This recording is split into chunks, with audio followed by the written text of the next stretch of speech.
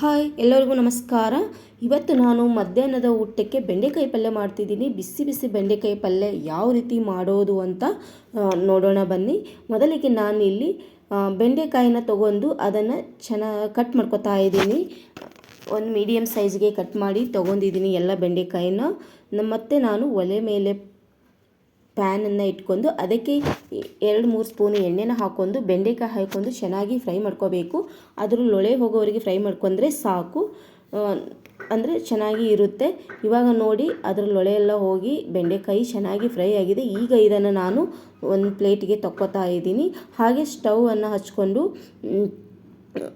ಅದರ ಮೇಲೆ ಪ್ಯಾನನ್ನು ಇಟ್ಕೊಂಡು ಎಣ್ಣೆ, ಜೀರಿಗೆ ಮತ್ತು ಬೆಳ್ಳುಳ್ಳಿ ಜಜ್ಜಿ ಇಟ್ಕೊಂಡಿದ್ದೆ ಅದನ್ನು ಹಾಕ್ಕೊಂಡು ಫ್ರೈ ಮಾಡ್ಕೊಂಡು, ಹಾಗೆ ನಾನಿಲ್ಲಿ ಒಂದು ಟೊಮೊಟೊನ ಸೇರಿಸ್ಕೊಂಡಿದ್ದೀನಿ, ಅದು ಸ್ಕಿಪ್ ಆಗಿದೆ ವಿಡಿಯೋದಲ್ಲಿ. ಮತ್ತು ನಾನು ಹಸಿಮೆಣಸಿನ್ಕಾಯಿ ಉಪ್ಪು ಹಾಕಿ ಕುಟ್ಟಿಟ್ಕೊಂಡಿದ್ದೆ ಅದನ್ನು ಸೇರಿಸ್ಕೊಂಡು ಫ್ರೈ ಮಾಡ್ಕೊಂಡಿದ್ದೀನಿ. ಇವಾಗ ನಾನು ಇದಕ್ಕೆ ಫ್ರೈ ಮಾಡಿ ಇಟ್ಕೊಂಡ ಬೆಂಡೆಕಾಯಿ ಸೇರಿಸ್ಕೊಂಡು ಚೆನ್ನಾಗಿ ಮಿಕ್ಸ್ ಮಾಡ್ಕೊತಾ ಇದ್ದೀನಿ.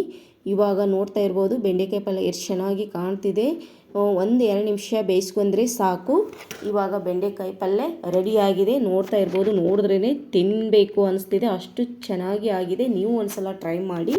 ಈ ವಿಡಿಯೋ ಇಷ್ಟವಾದರೆ ಲೈಕ್ ಮಾಡಿ, ಶೇರ್ ಮಾಡಿ, ಮತ್ತು ನನ್ನ ಚಾನಲ್ನ ಇನ್ನೂ ಯಾರೆಲ್ಲ ಸಬ್ಸ್ಕ್ರೈಬ್ ಮಾಡ್ಕೊಂಡಿಲ್ಲ ಸಬ್ಸ್ಕ್ರೈಬ್ ಮಾಡ್ಕೊಳ್ಳಿ ಅಂತ ಹೇಳ್ತೀನಿ.